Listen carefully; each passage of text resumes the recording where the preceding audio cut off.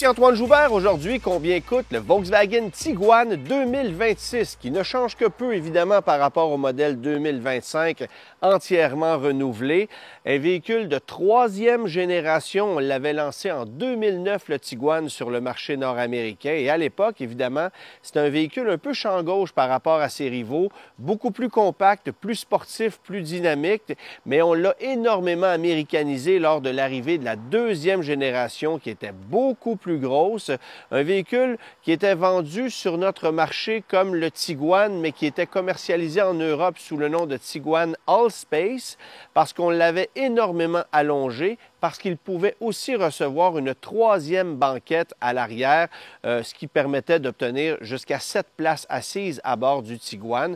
On s'est rendu compte, évidemment, que sur le marché nord-américain, les compacts à 7 places assises étaient peu populaire. Le Nissan Rogue l'a déjà proposé, évidemment l'Outlander également, mais moins de 10% des acheteurs de Tiguan choisissaient l'option de la banquette de troisième rangée. C'est pourquoi on a décidé de réviser un peu l'offre et de revenir avec un format plus compact que le modèle de deuxième génération pour cette troisième génération qui ne peut désormais accueillir que 5 occupants à son bord. Bon, évidemment, sur le marché nord-américain, il y a également l'Atlas et l'Atlas Crossport qui sont proposés en format plus généreux que ce modèle-ci. Le Tiguan qui est de fabrication mexicaine, mais qu'on fabrique aussi ailleurs dans le monde pour différents marchés. Et du côté de l'Europe, le Tiguan est plus petit que celui qu'on propose en Amérique du Nord, mais on propose également le Tayron sur le marché français notamment, qui lui peut recevoir jusqu'à 7 places assises parce qu'on propose une troisième rangée de sièges. Et dans ce contexte-là, c'est un véhicule qui ressemble énormément à notre Tiguan, celui qui est offert sur le marché nord-américain, mais qui est allongé pour pouvoir justement offrir davantage d'espace utilitaire et une troisième banquette. Alors Volkswagen joue énormément avec les longueurs d'empattement, avec l'espace proposé à bord de son Tiguan selon les marchés. Et ce qu'on obtient essentiellement en Amérique du Nord, c'est pas le plus grand, c'est pas le plus petit non plus. C'est un format qui se compare davantage à ce que propose la compétition parce que le précédent modèle, c'était le plus spacieux du segment, mais ça l'était peut-être inutilement et c'est pourquoi on revient à un format un peu plus conventionnel. Alors le véhicule perd 44 mm au niveau de sa longueur hors tout, beaucoup d'espace intérieur qui est perdu, ça en fait pas un véhicule qui est peu spacieux pour autant. Ça demeure un véhicule très intéressant à ce chapitre, on va le voir un peu plus tard, mais c'est un format qui est plus enclin à se comparer à celui de ses compétiteurs et ça permet aussi d'avoir un design qui est plus intéressant, si vous voulez mon avis, parce que le Tiguan de troisième génération est passablement plus joli que celui qu'on vient remplacer et surtout dans cette version Highline qui est dotée de roues de 20 pouces et de l'ensemble R-Line, ce qui vient dynamiser la carrosserie du véhicule par plusieurs éléments qu'on vient lui ajouter. Bon, évidemment, sur la version Highline, vous allez aussi avoir ces feux à DEL à l'avant comme à l'arrière.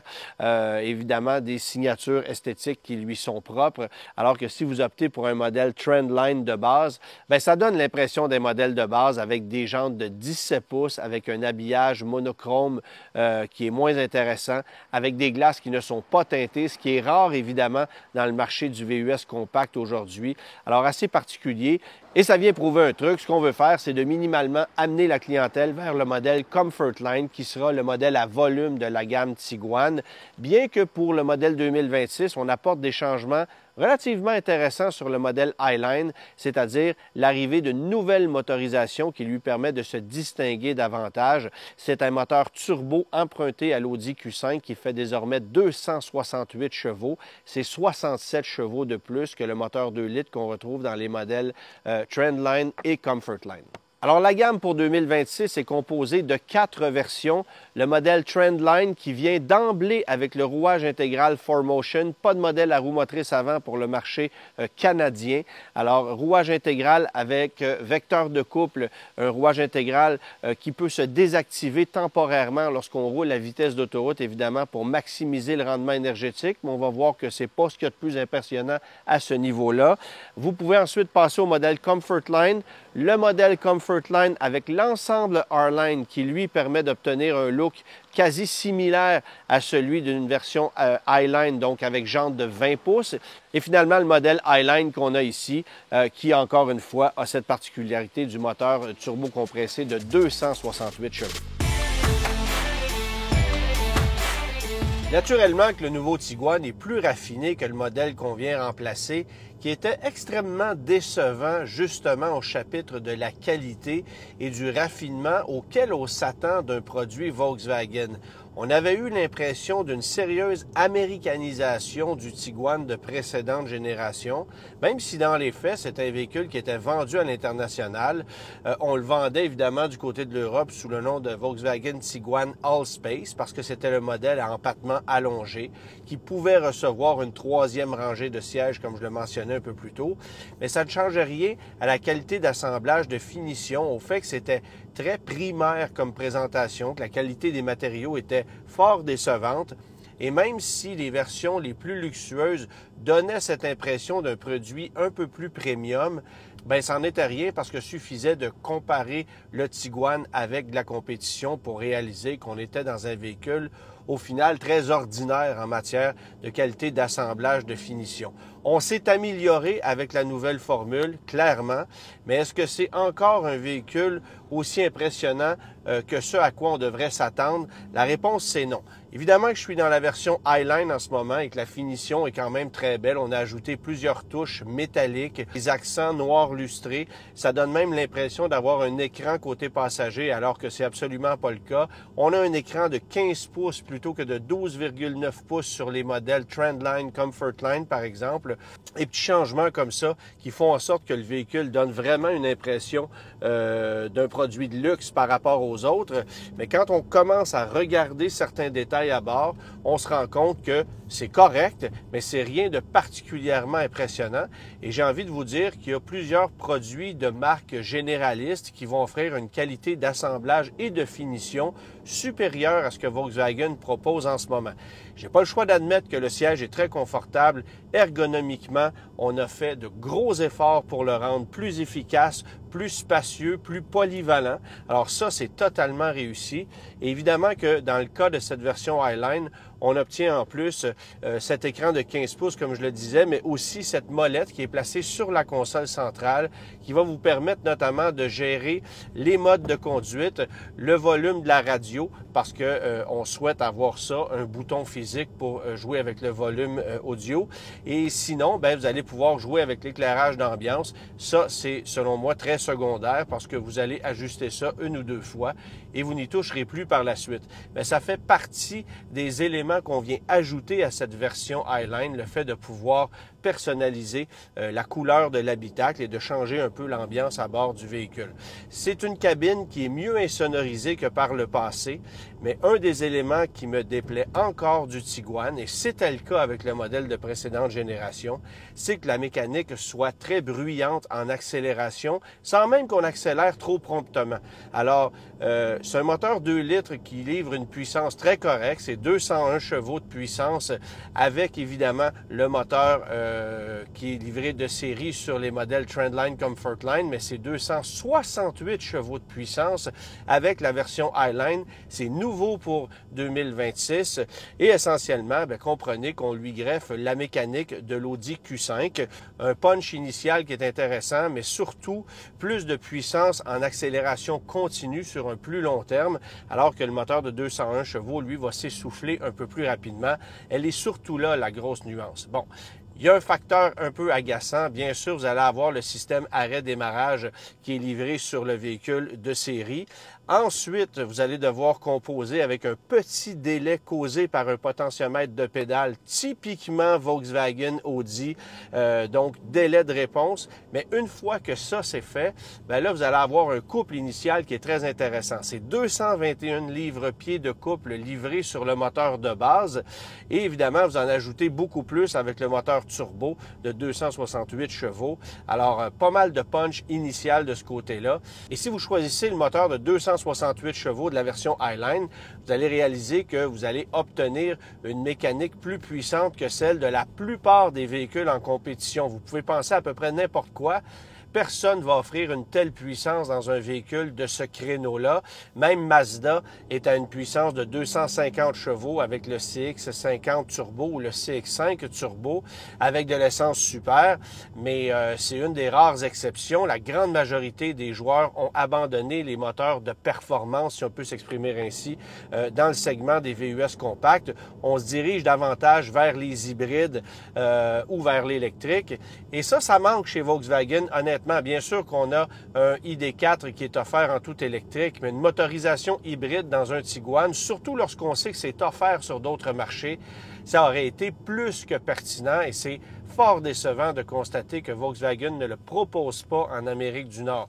Alors, un défaut majeur pour moi du côté du Tiguan, puisque ce véhicule-là n'a pas ce qu'il faut mécaniquement parlant pour pouvoir rivaliser avec les ténors du segment que sont évidemment Hyundai Tucson, Honda CR-V et surtout le Toyota RAV4 qui va livrer de série une motorisation hybride et qui, en option, livre une motorisation hybride rechargeable. Et ça, c'est sans compter, bien sûr, que chez Toyota, bien, vous allez avoir une puissance passablement élevée avec l'hybride rechargeable qui dépasse même celle qu'on va proposer avec le moteur du Tiguan Highline. Évidemment, il faut aussi souligner qu'en optant pour un Tiguan Highline, bien, vous obtenez de série l'ensemble R-Line, lequel comprend jantes de 20 pouces et un habillage extérieur un peu plus sportif. C'est une option qu'on peut obtenir sur le modèle Comfort Line et ça permet de dynamiser l'approche de cette version-là qui, pour moi, est de loin la plus intéressante parce que le rapport équipement-prix est à son avantage. Évidemment que si vous allez vers le modèle Highline, vous allez avoir beaucoup plus de gadgets, mais vous allez payer une facture conséquente et vous allez réaliser qu'au final, il y a beaucoup de ces gadgets que vous n'utilisez que peu, peut-être même jamais. Alors, prenez soin d'analyser ce que vous désirez avoir, ce qui est important pour vous à bord du véhicule avant d'arrêter votre choix, parce qu'il est certain que Volkswagen va vouloir vous pousser vers un modèle Highline. C'est ce que font la majorité des constructeurs en ce moment, parce qu'on propose un équipement très attrayant, une finition plus jolie à bord. Évidemment qu'ici, on a des contrastes de couleurs, on a du cuir véritable aussi, alors que c'est du cuir synthétique dans le modèle Comfort Line. Mais est-ce que c'est à ce point important pour dépenser plusieurs milliers de dollars supplémentaires, d'autant plus qu'en location, le résiduel est plus bas sur un modèle Highline que sur les autres versions. Ce qui est quand même assez ironique, mais ce qui vient illustrer à quel point il y a une profitabilité intéressante plus on monte en gamme. Alors, je vous le mentionnais, une mécanique qui est un peu bruyante en accélération, ça se place à vitesse d'autoroute. L'insonorisation du véhicule qui est correcte, qui n'est pas la meilleure du segment, mais qui est mieux qu'avant. Alors ça, c'est une amélioration. Et côté comportement routier, pas grand-chose à dire. J'ai envie de vous dire que la suspension est un des éléments les plus intéressants du Tiguan parce qu'on parvient à avoir, malgré le fait qu'on soit chaussé de pneus de 20 pouces, un confort franchement intéressant. N'oublions pas que le Tiguan est plus petit qu'avant. C'est un véhicule un petit peu plus concis et côté maniabilité, ben ça constitue une amélioration. Je peux pas dire que la direction est particulièrement précise. On n'est pas à bord d'un Audi Q5 et ça se sent, mais ce n'est pas non plus aussi flou que dans certains véhicules coréens, par exemple, où on a encore une lacune à ce niveau-là. Alors, la maniabilité du Tiguan, pour moi, elle est très, très bonne. Le confort est intéressant. Alors ça, c'est le point qu'il faut souligner. Et je rappelle aussi que si vous optez pour un modèle Comfort Line de milieu de gamme, vous allez obtenir des jantes de 18 pouces, non pas de 20 pouces. Alors ça améliore le confort encore d'un cran. Je pense que c'est le plus bel équilibre au niveau de la dimension des jantes pour le Tiguan, parce que si vous optez pour un modèle Trendline, ben là, vous êtes en 17 pouces et disons que c'est un petit peu moins stable à vitesse de croisière. Alors le 18 pouces, c'est pour moi le meilleur des mondes si vous choisissez le Tiguan, et particulièrement en hiver, bien sûr, parce que vous ne voudrez pas composer avec des jantes de 20 pouces et avec des pneus d'hiver plus rigides et à faible flanc dans des conditions plus froides, où évidemment les composants du pneu vont se raffermir davantage. Avant de vous parler du niveau d'équipement, du confort de l'habitacle, n'oublions pas de parler de consommation de carburant. C'est un point important, évidemment, surtout dans le créneau des VUS compacts où de plus en plus de joueurs, comme je le disais, proposent l'option d'une motorisation hybride, eh bien ici, je vous dirais que c'est passablement décevant. La cote de consommation moyenne annoncée est à 9,2 litres au 100. Que vous optiez pour le moteur de 201 chevaux ou de 268 chevaux, personnellement, j'ai obtenu une cote de 8,9 litres au 100, mais évidemment en roulant majoritairement sur route avec un peu de conduite en ville. Ce qui veut dire qu'on est pile poil sur les cotes qu'on annonce. On est à 10,4 litres au 100 en ville, 7,6 sur route, moyenne à 9,2. Évidemment, si vous comparez avec un véhicule équivalent au modèle Highline qui coûte autour de 50 000 bien, chez Toyota, chez Honda, vous allez avoir des motorisations hybrides qui vont rouler entre 6 et 6,5 litres au 100 km. Donc, c'est 30 % d'économie de carburant. Alors, Volkswagen a choisi d'aller vers un moteur plus performant plutôt que d'aller vers une mécanique hybride pour son modèle haut de gamme. On comprend qu'on l'a fait parce que le moteur était disponible dans le catalogue du constructeur et que c'est peut-être un peu plus complexe pour Volkswagen d'amener une motorisation hybride ici en Amérique du Nord. Même si on l'a déjà fait dans le passé, il faut reculer en 2012 pour se rappeler la première motorisation hybride qu'on a proposée, qui était à bord d'une Volkswagen Jetta, qu'on a vendue à quelques centaines d'unités seulement sur le marché canadien. Ça a été un flop commercial monumental, surtout parce qu'à cette époque-là, on vendait aussi des moteurs TDI. Évidemment, si on avait su, on aurait probablement gardé la motorisation hybride en la faisant perdurer et en la moussant au niveau des ventes, mais c'est pas ce qui est arrivé. Et évidemment, plus d'une décennie plus tard, en fait presque 15 ans plus tard, on n'a toujours pas de motorisation hybride chez nous en Amérique du Nord, ce qui est un sérieux désavantage, encore une fois, par rapport à la compétition. Maintenant, aménagement intérieur, je vous le disais, c'est beaucoup plus ergonomique, siège très confortable, chauffant, ventilé, massant dans le cas d'une version Highline comme celle-ci, avec de multiples ajustements, un petit peu moins d'espace aux jambes qu'avec le modèle de précédente génération, c'est évident, et on perd surtout en volume utilitaire. Ça, c'est le point qu'il faut souligner parce que le précédent modèle vous offrait 1005 litres de volume utilitaire derrière la deuxième rangée de sièges. Ça, c'est évidemment si on ne prenait pas l'option de la troisième banquette que très peu d'acheteurs choisissaient chez nous en Amérique du Nord, mais 1005 litres de volume utilitaire derrière la deuxième rangée, c'était extrêmement généreux et on réduit ça à 750 litres aujourd'hui. C'est quand même un volume intéressant, compétitif par rapport à ce qu'on a sur les véhicules en concurrence, mais quand même, le Tiguan avait ce gros avantage dans le passé qu'on perd un peu. À la demande de la clientèle, je pense qu'on voulait avoir un véhicule qui se situait entre les deux, c'est-à-dire plus volumineux que le premier Tiguan qu'on avait vendu en 2009, ça c'est clair. Mais on ne souhaitait peut-être pas avoir un véhicule aussi volumineux dans le créneau des compacts. Alors c'est la raison pour laquelle on a réduit sa taille légèrement avec cette troisième génération. Et comme je le disais au début de la présentation, du côté de l'Europe, on a une toute autre formule parce qu'évidemment là-bas, on ne propose pas de véhicule équivalent à l'Atlas qui chez nous est un véhicule d'importance. Autant le modèle Crossport qui est à 2 rangées de sièges que l'Atlas régulier qui lui propose jusqu'à 8 places assises. Maintenant, si vous rabattez les sièges arrière pour obtenir un plein espace utilitaire, là, tenez-vous bien, on a réduit l'espace disponible par rapport à l'ancien modèle de l'équivalent du coffre d'une Volkswagen Jetta, littéralement. Alors, c'est 410 litres de moins qu'on obtient avec ce véhicule-ci au niveau de l'espace utilitaire derrière les sièges avant. Quand même généreux à 1668 litres, mais on avait 2078 litres de volume cargo dans le passé.